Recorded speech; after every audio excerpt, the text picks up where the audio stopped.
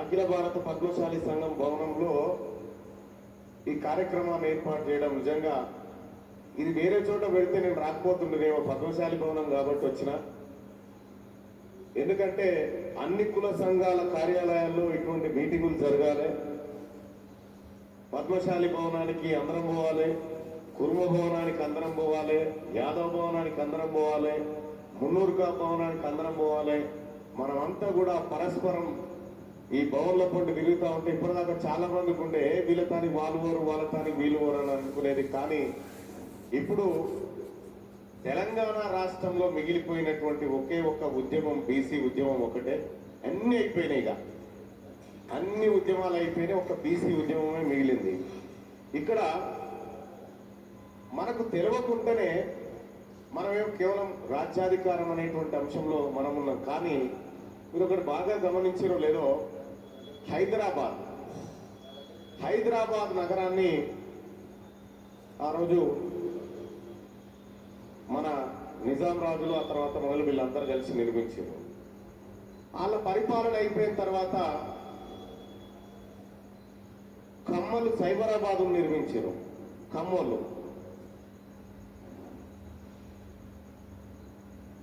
దొరలు వచ్చి రాచకొండ నిర్మించారు.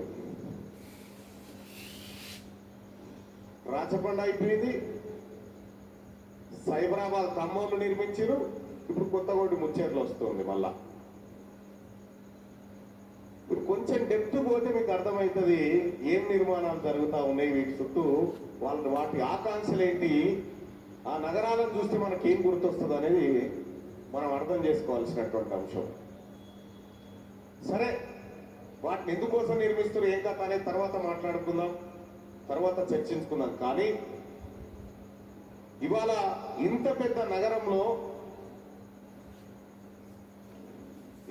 నగరంలో కనీసం పార్టీకి ఆఫీస్ లేకపోతే కొండా లక్ష్మణ్ బాపూజీ గారు ఆయన బీఆర్ఎస్ పార్టీకి, ఇప్పుడున్న బీఆర్ఎస్ పార్టీకి స్థలాన్ని ఇచ్చిండు, తన ఇంటిని ఇచ్చిండు, తద్వారా జీవితం అంతా త్యాగం చేసిండు.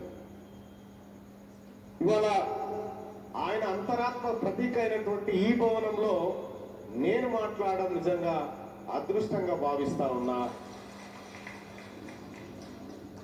సరే, ఒక టాపిక్ చెప్దాం అనుకున్నా కానీ ఇప్పుడు లేని పంచాయతీ ఎందుకని ఆయన వద్దులే, అది చెప్తా, సమయం వచ్చినప్పుడు చెప్తా. నేను ఇక్కడికి పార్టీ మనిషిగానైతే రాలేదు, పక్కా బీసీ మనిషిగానే వచ్చిన, పార్టీ మనిషిగా అయితే రాలే. ఇక ప్రస్తుతం తెలంగాణ రాష్ట్రంలో 100కు 100% నేను చెప్పిన కులగణన చేయడం, బీసీల రిజర్వేషన్లు పెంచడం కాంగ్రెస్ పార్టీ తరఫున నాది బాధ్యత అని చెప్పిన. మిగతా పార్టీల నుంచి ఆ పార్టీ నాయకులు బాధ్యత వహిస్తే కమిట్మెంట్ గా మనం భావించవచ్చు.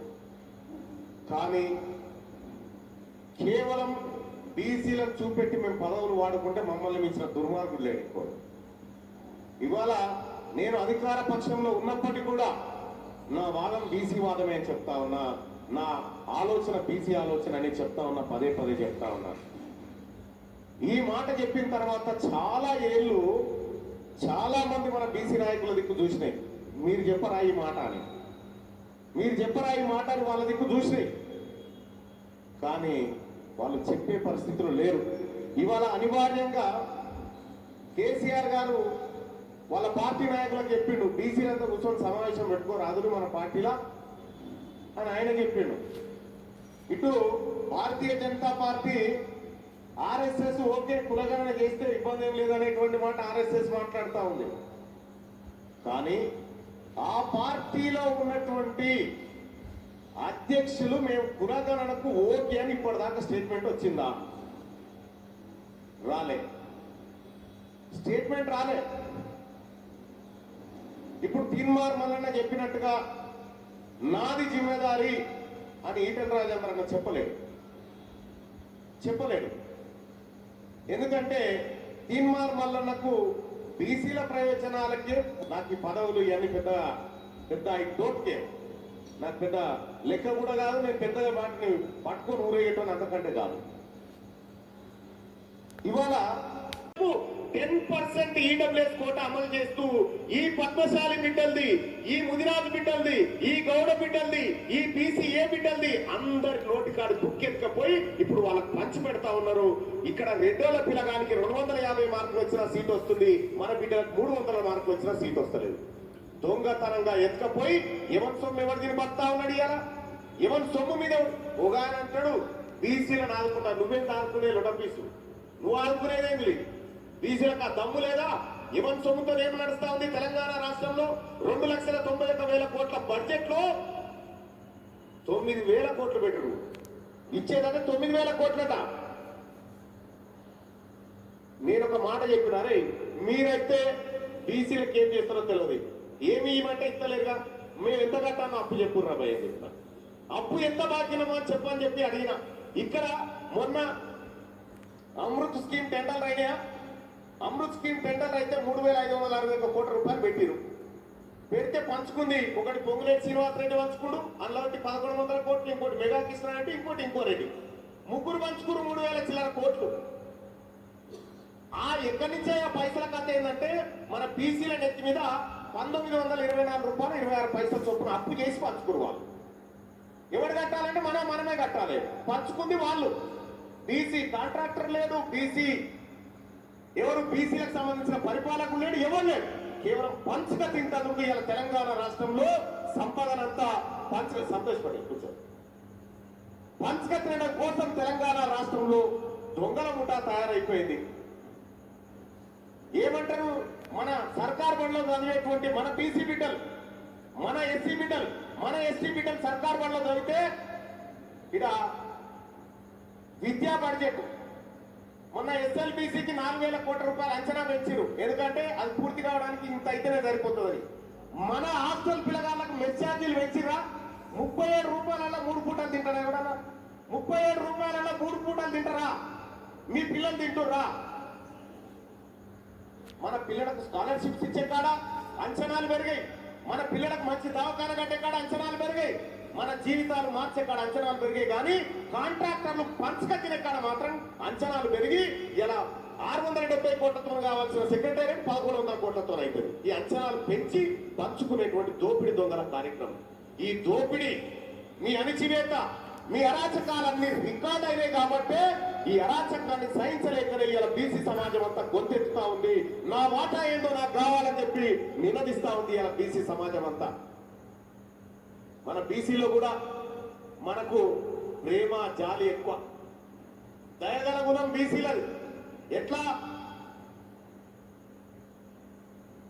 రెడ్డి గారు వచ్చే 500 రూపాయలు క్వార్టర్ సీసంలో ఇచ్చే మనకు ఇవన్నీ తీసుకుంటుంది. ఇదే 500 రూపాయలు క్వార్టర్ సీసా తీసుకుపోయి ఆ రెడ్డి గారి ఇంటికాడ ఓటు కొనుక్కురా పోసుదాం, అమ్ముతారా వాళ్ళు? మేము ఓటు అమ్ముతా అమ్రా అంటారు. ఎందుకంటే వాళ్ళ ఓటు విలువ తెలుసు కాబట్టి. అంబేద్కర్ అందుకే నేను పదే చెప్తా ఉన్నా, ఓటేసేటప్పుడు అంబేద్కర్ పరదాటంగా ఎక్కింది. ఎందుకు ఎక్కిందంటే ఆడికి పోయినాకనన్నా నీ బీసీ ఓనికి నీ ఓనికి ఓటేసి నేర్చుకోరా అని చెప్పాడు. కానీ మనం అది అందుకోలే. ఇప్పుడు చెప్తా ఉన్నా, ఈ రాష్ట్రంలో భూకంపం పుట్టబోతా ఉంది. ఆ భూకంపము ఖచ్చితంగా బీసీలు సృష్టించబోతున్నటువంటి భూకంపమే. ఇక్కడ బీసీలో ఉన్నటువంటి రాజకీయ నాయకులకు కూడా చెప్తా ఉన్నా, డ్రామాలు బంద్ చేసి సప్పుడు యొక్క ఈ బీసీలు పిలుస్తా ఉన్నారు, ఈ జాతి పిలుస్తా ఉంది, ఈ ప్రజా సంఘాలు పిలుస్తా ఉన్నాయి, ఈ నేతలంతా పిలుస్తా ఉన్నారు. వచ్చి వీళ్ళ మధ్యలో నిలబడి వాళ్ళకు మద్దతుగా నిలబడు, లేకపోతే ఈ చరిత్ర క్షమించదు. మళ్ళా జన్మ లేదు. ఉందా? పోయిన జన్మలో ఏమన్నా నేను ఉన్నారా? హుజూరాయిలా ఉన్న జన్మల్ని ఏదైనా చేసుకోవాలి ఈ ప్రజల కోసం. అందుకోసమే కమిటెడ్ గా మహా అయితే పోయేది ఏం లేదు బాయ్సా. మీరు అనుకుంటారేమో, నేను వచ్చేసారి చెప్తా ఉన్నా, ఒకవేళ తీర్మానం వలన మళ్ళా ఎన్నికల్లో నిలబడితే దయచేసి ఈ రెడ్డోళ్ళు ఓసీలు నా కోట ఎక్కువ, నా కోట ఎక్కువ ఈసారి. నా బీసీలు సరిపోతారు నాకు, ఇంకా నా వాళ్ళే సరిపోగా మిగులుతాయి. మీరు ఈ మాట చెప్పుని, మీరు ఓట ఎక్కువ అని చెప్పుడు చూస్తానుగా. కాబట్టి ఇంత మంచి కార్యక్రమాన్ని ఈ భవన్లో నిర్వహించినటువంటి నిర్వాహకులకు ధన్యవాదాలు తెలియజేస్తూ, ఎక్కడ ఏ చోట బీసీల వాయిస్ వినిపించినా ఖచ్చితంగా తీర్మానం వల్ల అక్కడ ఉంటాడు, ఆ ప్రజల పక్షాన పోరాటం చేస్తాడు. ఖచ్చితంగా అబ్కీ బార్ థ్యాంక్ యూ. ఏందో నాకు అర్థం కల సౌండ్ ఏమైనా సెట్. హలో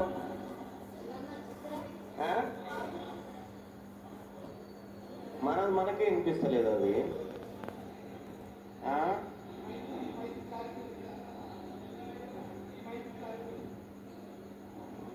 ప్రతి బీసీల మీటింగ్ కాడ మైక్ సెట్ ప్రాబ్లం ఉంటుంది. ఈమె కాదు, ప్రతి బీసీ మీటింగ్ కాడ మైక్ సెట్ ప్రాబ్లమే ఉంటుంది. సరే, కార్యక్రమ నిర్వాహకులు